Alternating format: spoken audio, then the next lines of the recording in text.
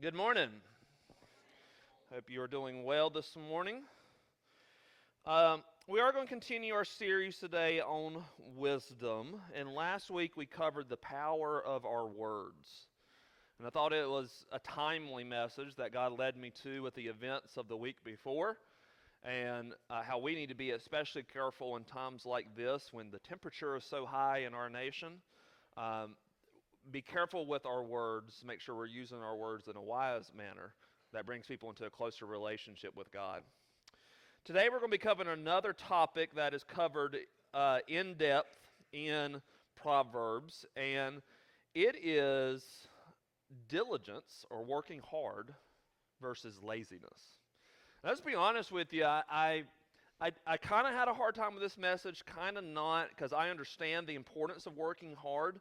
But when I was going through, I've read through Proverbs before, and when I was doing my study for this series, I'm not sure I realized just how much it talks about the importance of working hard and the importance of us not living idle or lazy lives. And maybe I've just kind of overlooked it because here in southern Randolph County, and really in Randolph County in general, if there's one thing people know how to do around here, it is to work. We live in an agriculturally driven area. You go down into Moore County, you go down to Montgomery County, you go all throughout Randolph County, there are fields everywhere. And so to be in an agriculturally driven area, hard work and working hard is a key aspect of the values in our community.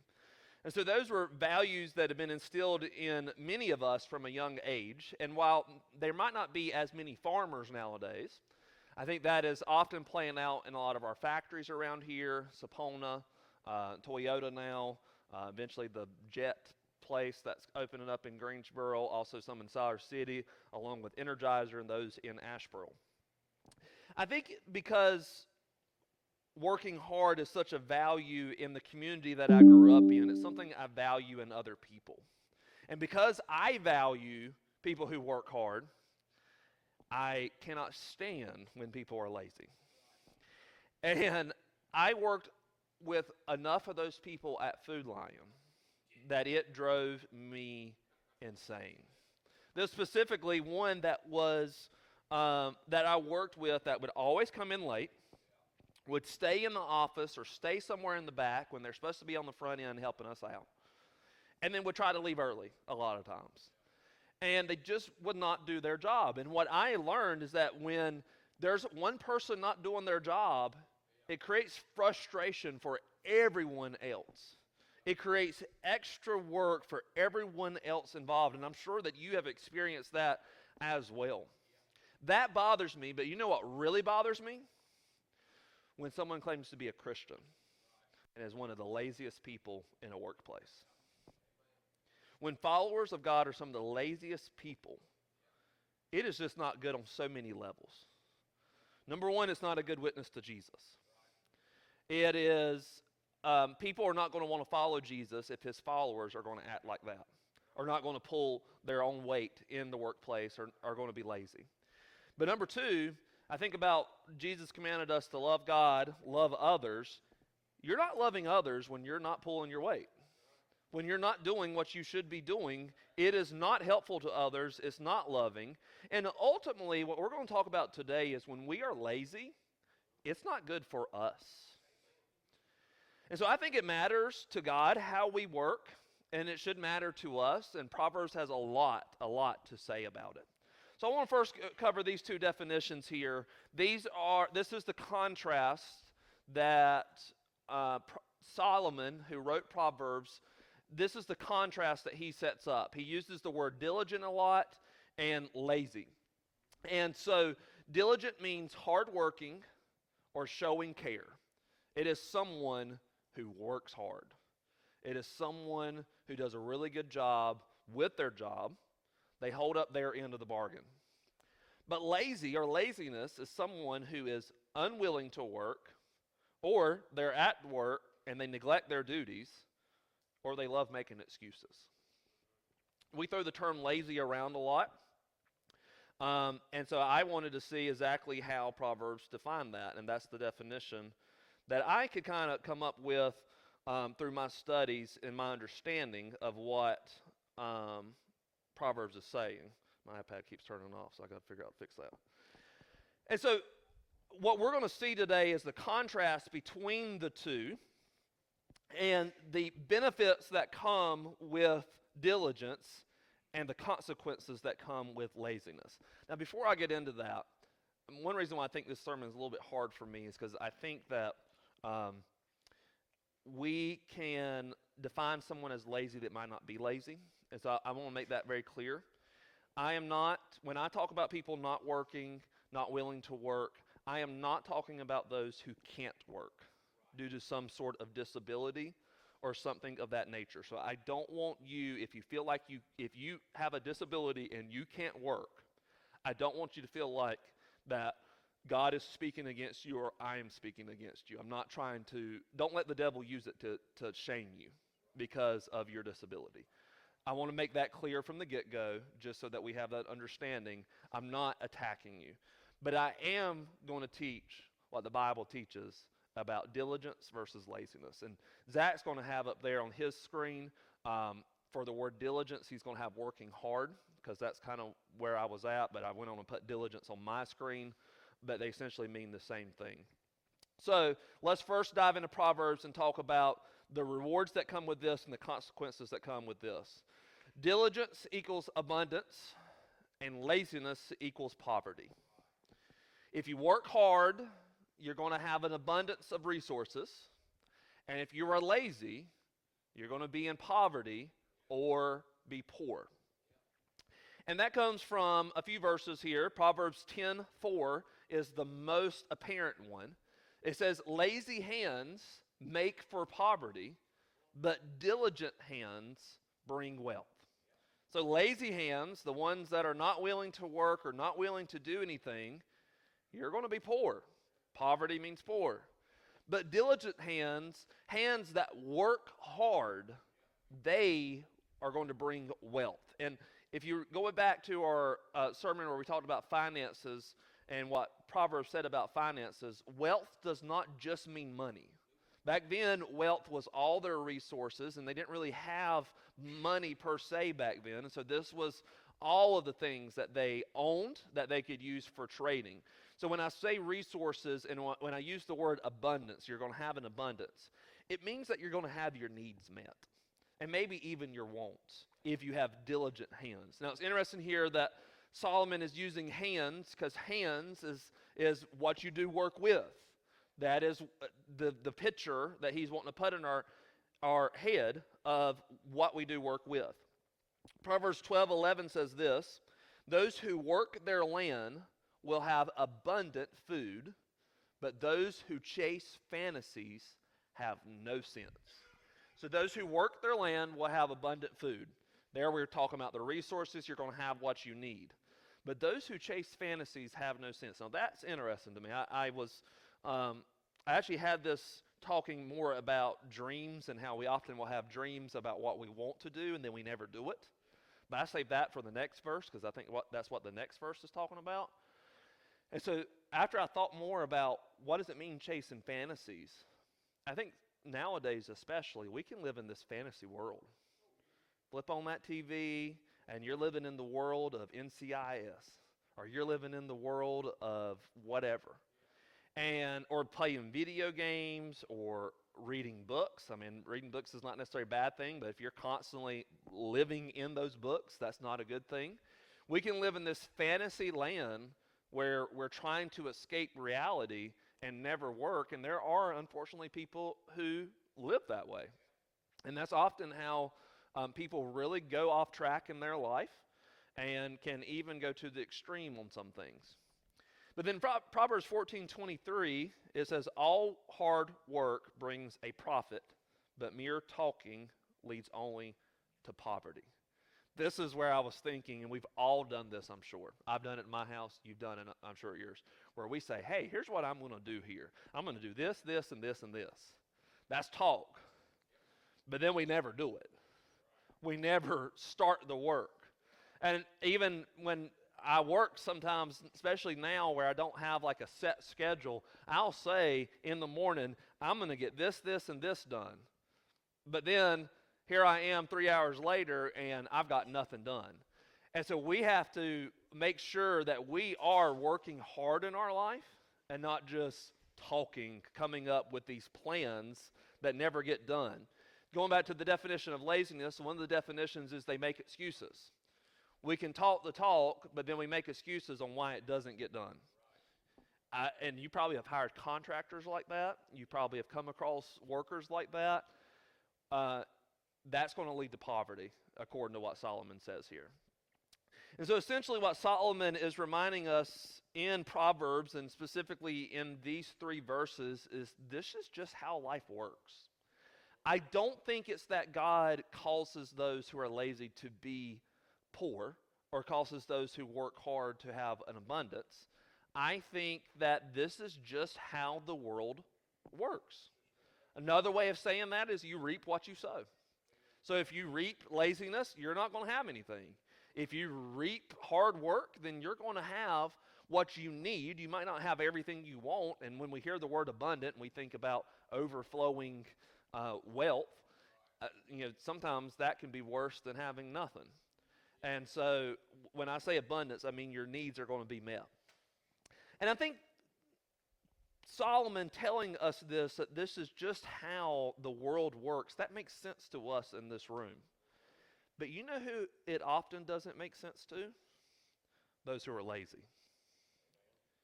I'm sure you've come across people who are lazy, who don't work, who just don't live the way they should be living. And essentially, they tend to act like they don't know why they are poor. And essentially, the answer here is because you aren't working. What we have created in our society is a victim mindset. We blame our problems and maybe our lack of resources on anyone and everyone else other than ourselves. We blame our parents. We blame our ancestors. We blame our government. We blame society. And some people even blame God for their poverty or for being poor. On the flip side, though, hard work results in abundance of resources. You're not going to go through your life lacking. You're going to have your needs met because this is how the economy works. And so I think what Solomon is getting to here is that it's up to you what you have and what you don't have. If you want to live in poverty, then continue to be lazy. If you want to have an abundance, then work hard. Next thing Solomon covers is that diligence results in honor and laziness results in dishonor. Proverbs 12:24 says that diligent hands, or hands that work hard, they will rule, but laziness ends in forced labor. So those who work hard will rule, which means they're going to move up in society. They're going to move up in the world. Specifically, I think about applying that to a workplace. The ones that work hard should be the ones that get promoted. I understand that that's not always how it works. Sometimes it's the ones that do the worst job that get promoted so that they're not in a job that matters as much. And you probably have experienced that. I've experienced that at Food Lion. But diligent hands, those who work hard, typically are going to be the ones that move up, are going to be your bosses, are going to be those that rule in society. Laziness ends in forced labor. That obviously is referring to slavery at that time. Today, you may feel like a slave when you're at work, but it's not quite the same, but still somewhat similar. Proverbs 22:29 says, "Do you see someone skilled in their work? They will serve before kings. They will not serve before officials of low rank."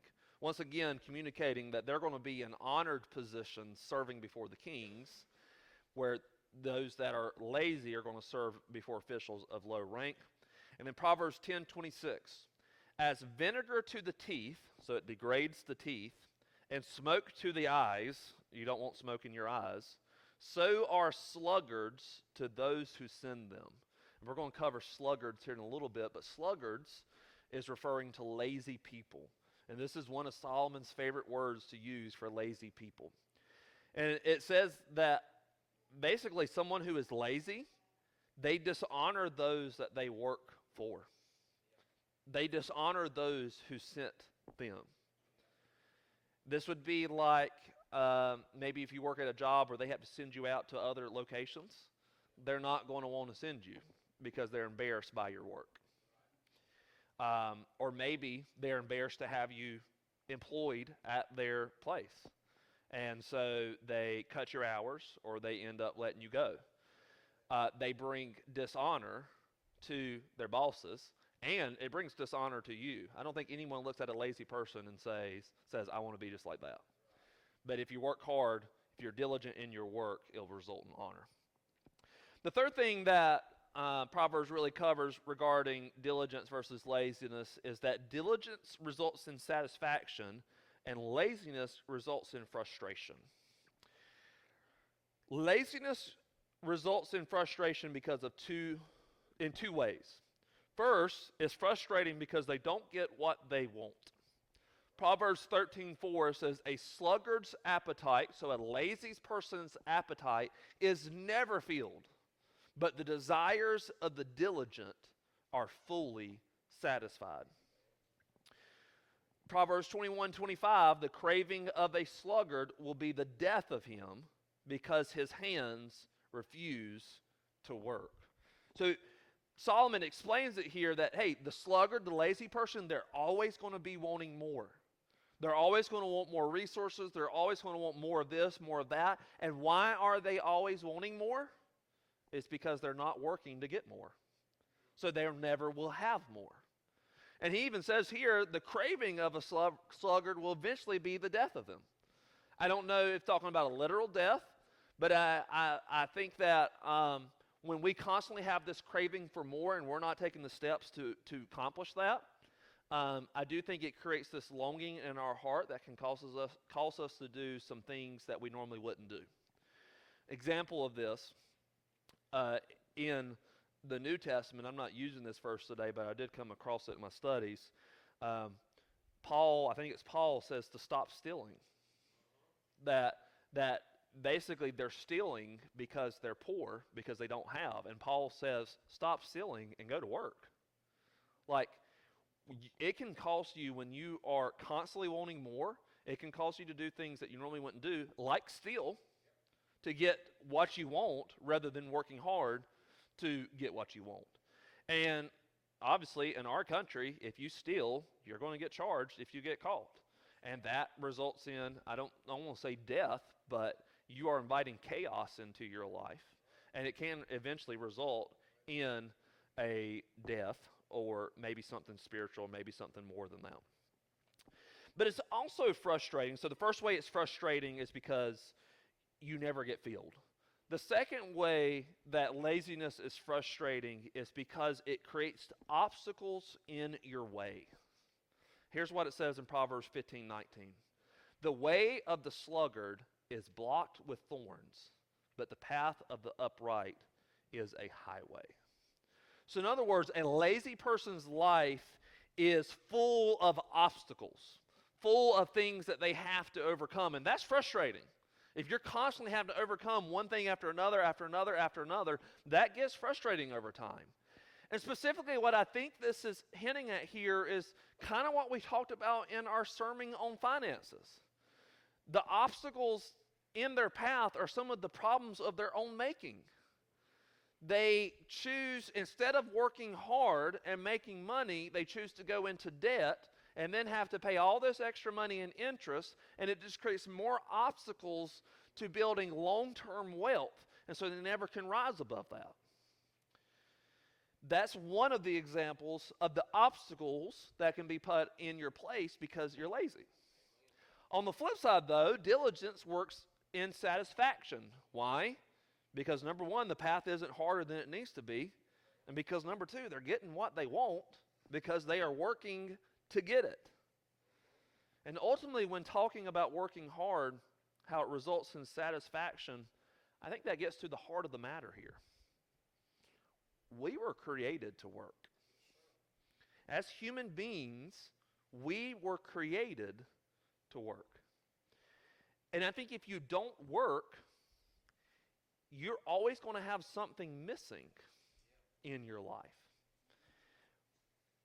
I know we were created to work because I see it in the creation account. Going back to Genesis chapter 2, verse 15.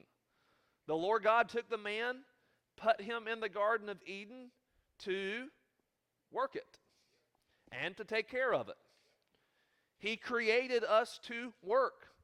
And this is before sin entered the world. You were created to work before sin entered the world. I also know we were created to work because we were created in the image of God. And God works. God created the world in 6 days and rested on the seventh. We're going to talk about that in a second. So we were created to work, and so if we are not working, if we're not doing something that we were created to do, deep down we feel that. Deep down we know something is missing.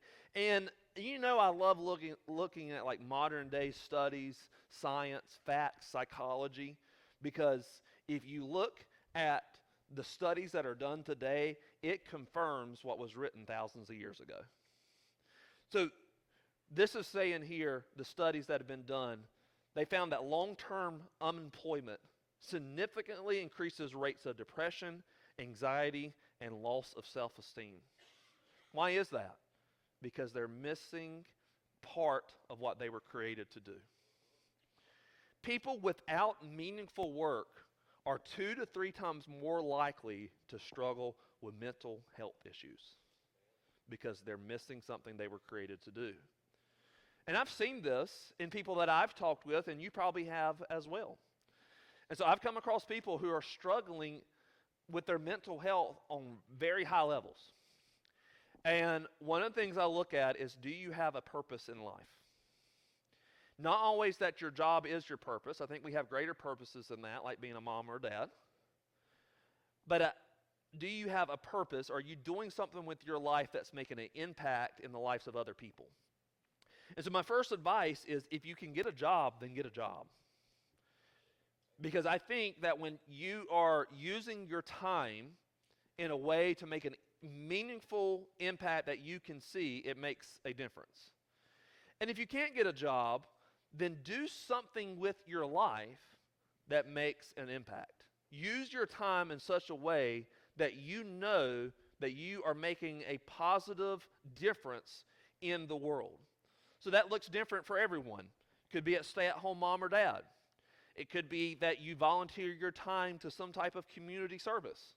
If you go up to Randolph Hospital, there's a lot of people, retired folks, that are using their time at Randolph Hospital to make a meaningful impact there at the hospital. They're volunteering their time.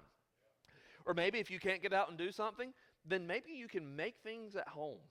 Give them to other people as a testimony to the gospel. You can use your time in such a way that makes a positive impact. It gives you purpose. And I think that's true for those that maybe are disabled that can't work. Find something you can do to make a positive impact. And I think it's true for retirees. I think it was Charles Stanley who used to teach that don't retire. Like, always work. We were created to work. And I don't know if you have to stay on a 9-to-5 job your whole life, but find something to do with your life that makes a meaningful impact in the world. And I think that you will find that it feels a part of you in a way that being lazy doesn't. In Proverbs chapter 6, Solomon gives us a picture here of a sluggard versus an ant. And so when I think of sluggard, it does mean lazy person, but I think of an actual slug. And I've had my fair battles with slugs, and you're going to hear about that in a second. And then actually, when I went to my office this morning here at the church, I looked over at my trash can, and the ants were enjoying my coffee from last week in the trash can. So the trash can got thrown outside because there was a bunch of ants in there. So my sermon, I should have just brought the trash can up here. That would have been a better illustration, but I probably would have got bitten or something. But the ants were working hard. And that's what Proverbs 6 is getting to here. Here's what he says: "Go to the ant, you sluggard." So I imagine him looking at ants and slugs, which there actually are often together. It says, "Consider its ways and be wise. It has no commander, it has no overseer or ruler, yet the ant stores up its provisions in summer and gathers its food at harvest. How long will you lie there, you sluggard? When will you get up from your sleep? A little sleep and a little slumber and a little folding of the hands to rest, and poverty will come on you like a thief, and scarcity like an armed man."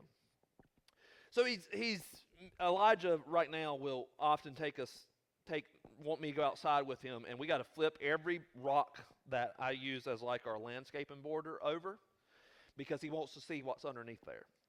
And oftentimes there is a slug and there's some ants. And he's fascinated because he's a boy and he's 3 years old, so he's fascinated with looking at that type of stuff. He won't touch a slug, but he will try to get the ants and ends up killing them when he grabs them, but it's okay. But they're often together, and that's the picture that's here is hey, you sluggard, you're just sitting there. Look at the ants. They're working hard. And that's exactly what the ants were doing in my office. There was a whole line of them going up and down the trash can, taking, I guess, they love Starbucks, I guess. Just taking whatever coffee they could get. And I was telling, cream and sugar, the pecan oatmeal latte. So it was delicious. Yeah, so somebody else has had a pecan oatmeal latte. I tell Bernard, and Bernard says, I think because it's dried up so much outside, they're coming inside to find what they can.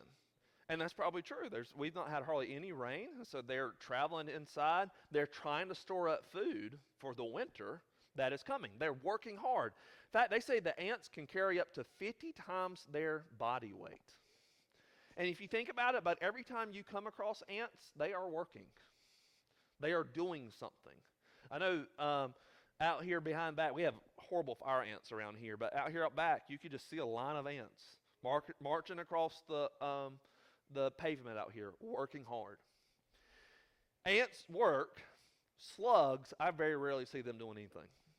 We uncover those rocks, and the ants are just moving, and the slugs just sitting there. They are doing nothing. They stay underneath rocks or other damp places. They move slowly.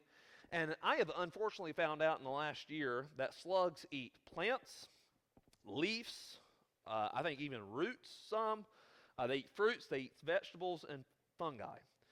And I found that out through, I had a vivarium, so it's a live ecosystem. I had water in a aquarium tank, and then I planted, I had a base layer where the water drained through the soil and came up there, but it basically just created its own water cycle where I didn't really have to do anything. And I planted plants in there. And I caught a couple tree frogs, put the tree frogs in there because I thought Elijah would like that. And so what I would do is I would feed the tree frogs, I don't know what the technical name of them are, but roly-polies, the little roly things, that you find out in the woods. So me and Elijah would go hunt crickets and roly-polies. And once again, he loved it. Roly-polies eat like dead bark, dead leaves, dead things like that. So I would break off a little piece of wood where a ton of roly-polies are on it, and I'd just go put it in the tank because I know that the frogs, when they're hungry, they'll go eat it. But what I found out is there was a slug hidden in there. And guess who killed all my plants? That slug. Guess who got the side of my tank dirty? That slug. It was a nuisance to my ecosystem that was present in the aquarium, and now I just kind of gave up on it, and it's somewhere else, and the slug's not in there anymore, but he done enough damage while he was in there. And I've learned that lazy people can do the same thing, can mess up the ecosystem in our lives, in our families, in our workplaces. One lazy person can kill a culture in a workplace. One lazy person can suck the life out of you and make you not want to go to work. In fact, I think that lazy people can make society worse. And I just want to say this. I don't think anyone in this room is lazy, so I'm not necessarily preaching at someone. I'm preaching to the choir. But I think we all probably thought of someone, when I was saying that is lazy. We probably thought of someone at work. We probably thought of someone in our own family. We probably thought of someone that we've come across in life that is lazy, that sucks the life out of things around them. They're takers, they're not givers. I would say in this room, our problem is probably the opposite. I think it's probably that we don't always find a good balance in working hard versus rest. And so while Proverbs does speak a lot about being diligent in our work, that does not mean that we become workaholics. I couldn't preach this sermon without addressing this. We live in a culture that celebrates those who work long hours. And I don't think we should celebrate that as Christians, because I don't think God celebrates that. In fact, in another wisdom book that Solomon wrote, in Ecclesiastes 4:6, he says this: better one handful with tranquility or peace than two handfuls with toil and chasing after the wind. So in other words, he's saying better to have half with peace than to have both hands full with constant work and constant chasing after other things. It's better to be at peace and have less than to not be at peace and have more. And so I think what Solomon would be teaching us and what God wants us to do is not become workaholics, not work all these long hours, because it's not good for us. In fact, a Harvard Business Review found that working long hours are strongly linked to higher divorce rates and, of course, reduced time with children. The World Health Organization did a study in 2021, and they said that regularly working 55 plus hours a week increases the risk of stroke by 35% and heart disease by 17% compared to a standard 40-hour work week. Working long hours was shown to be associated with higher levels of anxiety, depression, and burnout. And it's not good for our kids. Studies reveal that kids whose parents consistently work long hours often experience higher stress, poorer school performance, and emotional distance from their parents. It's not good. And so I don't think Solomon is any way saying here, you need to work long hours and you need to become a workaholic. I think what Solomon is saying here is that we need to work hard when we're at work. And that's so the way I organize my sermon is hook, head, so I teach you what Scripture says. Heart, I try to do something that connects us. And then the last part is hands, because hands is what we need to do. Well, for the first part of the hands part is we need to work hard when you're at work. I think that's what Solomon's getting to here. I think this is what God would want us to do. Diligent can also mean sharp or pointed. And so when I think about something being sharp or pointed, I think about a really sharp pencil. A really sharp pencil, you know it's going to be exact. You know that it's not going to smudge everywhere. And you know that it's going to be consistent there for the first little bit. And so when you think about a diligent person, if you describe them as exact, even careful, and consistent, I think that would match pretty well with someone who is a hard worker. So then I thought about this. Would I want to work with someone that isn't exact?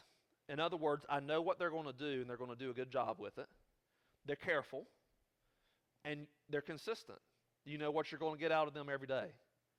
And I would love to work with people like that. At Food Lion, if I knew that what I was going to get, and I'll brag on Michael a little bit. Michael worked with me at Food Lion a little bit. I knew what I was getting out of Michael each day.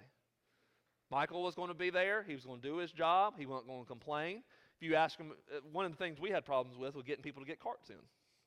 And I could tell which, I look at the schedule and say, I'm going to have to go get carts all day long because these people won't. I mean, I could ask them to, but they're going to complain about it. But then you saw other times where like, okay, we can split the time getting carts in. We can all do our own part and do a good job with it. And so Um, I could tell when I was working with people who are diligent or not, just based off of that. And so I love working with people that I know that they're going to do a good job, I know they're going to pull their own weight, and I know who they're going to be when they're at work. And so for us, we can look at that, look for that in other people, but for us, we need to be that person. We need to be the person that other people want to work with. We need to be the other person that the other people say, yes, they're on my shift today. Yes, they are here today. Yes, they are working. Yes, I know they're going to do a good job. And obviously you can't do that if you're going to be lazy. If you do this, if you work hard when you're at work, it's going to be a good testimony of Jesus. You're going to be a good witness to Jesus in the workplace. People are going to want to know Jesus because of the way you work. Next thing, though, and this is going to attack the workaholics in us, is that we need to have clearly defined rhythms of rest. God set up for us the rhythm of rest with creation. God worked for 6 days. He rested on the seventh. He commanded us in the 10 Commandments to do the same. That is how we are supposed to live. And I think we do it weekly, yes. So I've taught before, you need to have 1 day a week where you disconnect from the world, disconnect from work, and you just have a Sabbath's rest. That is commanded in Scripture. It is something that we should be pushing and looking for in our lives. I started a few years ago in my life, and what I struggled with is thinking because I was taking one 24-hour period to rest, that I was being lazy. And that's because the hard work, value that has been instilled in me from a young age was there. And I kind of thought to myself, well, if I'm not working hard, and if I'm just sitting here and I'm resting today, then I'm being lazy. And laziness is not good. Laziness is the people that we look down upon. And I had to learn that taking that 24-hour period does not mean that you're lazy. It means you're being obedient to Jesus. It means you're being obedient to God. And so my tips for us is, number one, yes, set up 1 day a week, one 24-hour period just to rest. I like to do kind of the Jewish schedule of Sabbath. I don't do it Friday to Saturday because often we have things to do on Saturday, but I like to do it Thursday night to Friday night. And I like to do the nights because you had all day Thursday to work, and then if you need to get something done Friday evening, you can, but you're still taking 24 hours to be done with work and to rest. But then also I think what we need to do daily, and this is hard for some people, we need to leave work at work. When you come home, be present at home. Don't bring work home. So try to leave it there as much as you can, and that's specifically hard in our house for Sarah being a school teacher. Often there's stuff to grade, things to do, that type of thing. But if we can, leave work at home. It's especially hard for me because I'm never off work. And so it's always kind of on my mind, but I have to try to be intentional just to disconnect. So have clearly defined rhythms of rest. Work hard when you're at work. I think that handles everything for us. Let's talk about others. I think we need to encourage working hard to those around you. I think that first starts with your children. Teach the importance of working hard to your children. I think practically this means giving them responsibilities when they reach an age where they can do things. And when I say give them responsibility, give them chores to do around the house, but then also show them how the economy works. If you do this, you're going to get a little something. You don't have to pay them $100, but you can give them $5 for doing the work. And $5 to a 10-year-old is big, you know. $5 to a 12-year-old is big. $5 to a 31-year-old is big. So,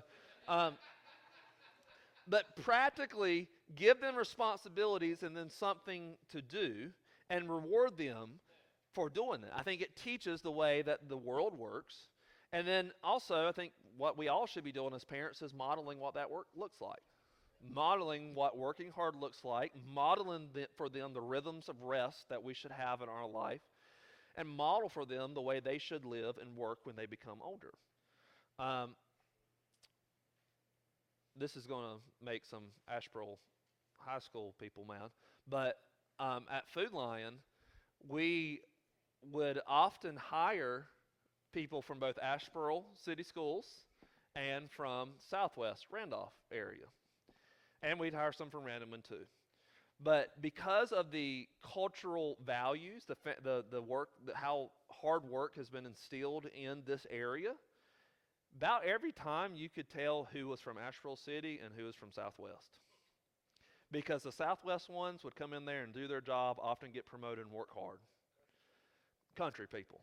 And then you got them city people up there in the big old city of Asheboro that don't know what work is. But we legit could tell a difference. In fact, I started telling my boss, I said, if they're from Southwest, you know you're probably going to promote them within a year.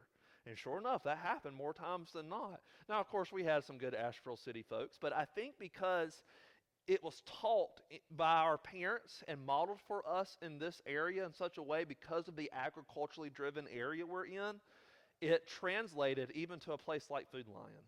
And so I can see that, the importance of that, and I want to instill that in my children. So we can encourage our children by setting the example. We can set the example at work for our fellow coworkers who may be lazy. In other words, what I think about with that is we raise the level of what the minimum effort looks like each day. If you come in and you're going to work hard and do more than everyone else there, they're going to try to do better. The way this played out for me at Food Lion, I would go get carts in, and eventually someone would say, Nathan, you've got carts in all day long. Why don't I go get carts in so you don't have to? That's raising the level. That's something that we can do practically as a little nudge to everybody is, hey, you can do better. But the hardest one, I think, is encouraging those who are close to us in life who are lazy. First, I think we just need to talk to them about the negative effects of laziness, and I've already went through the studies and what Proverbs says. Practically, I think we try to help them find some type of purpose in life. If they can work, get them to work. If they can do something else, then get them to do something else that makes a positive impact. It'll give them purpose. It will fill that need in their heart. But sometimes the only way to get a lazy person or a sluggard to do something is to show them some tough love and not enable them to continue to live that way. In fact, it's scriptural. Here's what Paul told the church in Thessalonica, 2 Thessalonians 3:10. He says, for even when we were with you, we gave you this rule. The one who is unwilling to work, they shouldn't eat. The one who is not willing to get up and do anything, don't enable them. And Paul, that sounds mean, that sounds harmful, that sounds harsh. But if we understand that we were created to work, and if we don't work, we're missing something spiritually and mentally and physically in our life, we have this hole in our heart that we're missing because we're not being who God has created us to be, this actually could be a loving thing to try to push them out of their comfort zone, out of the idleness that we can get in, and into doing something with our life that makes an impact. And so Paul is saying, hey, show them this tough love sometimes. It's hard, but it's needed. And sometimes we have to show that, especially to those that are immediately around us. But ultimately, I think what we have to understand is that we all need to work as if you are working for God. This is from the New Testament, Colossians chapter 3. Paul covers this when he's talking to the Colossian church. He says this, specifically talking to slaves. Slaves, obey your earthly masters in everything, and do it not only when their eyes on you to curry their favor, but with sincerity of heart and reverence for the Lord. Whatever you do, work at it with all your heart, as working for the Lord, not for human masters, since you know that you will receive an inheritance from the Lord as a reward. It is the Lord Christ you are serving. Now, this is a command to slaves. Slavery, bad, evil. We look back at that today and we say, that's not good. And what Paul is saying to them is that you need to work for your earthly master as if you are working for the Lord. So how much more true would that be for us who work and get paid, who are not slaves?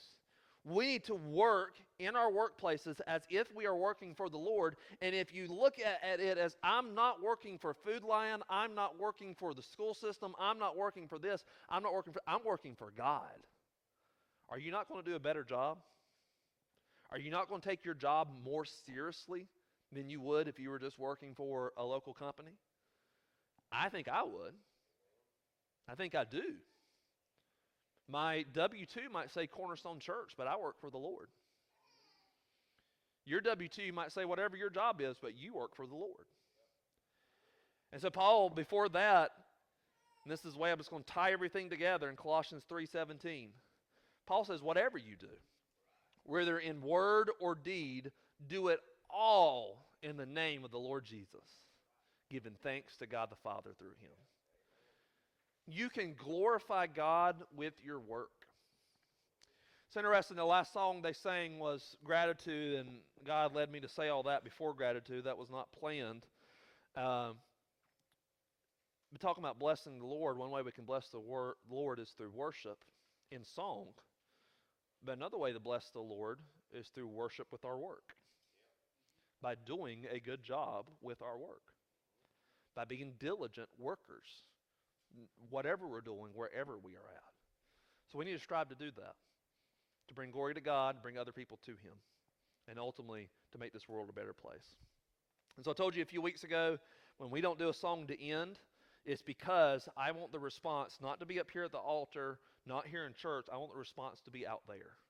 And that's the way we're ending today. You're probably not going to work today. Some of you might be, some of you might not be. But you're going to go to work this week probably. And if you're going to work this week, that's when you respond. By working as if you work for God, work for the glory of God, and work in a way that makes other people want to know him. So let's pray and then you'll be dismissed.